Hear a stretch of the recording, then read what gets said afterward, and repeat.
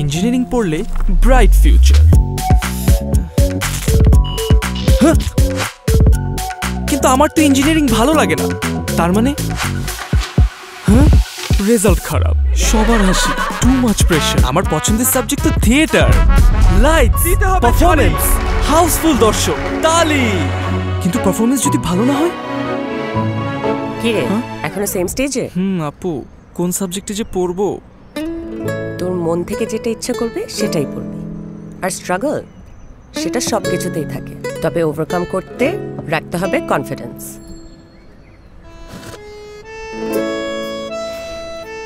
আর সাথে প্রতিদিন 1 চামচ নেসক্যাফে, কফি মেট, চিনি আর গরম পানি।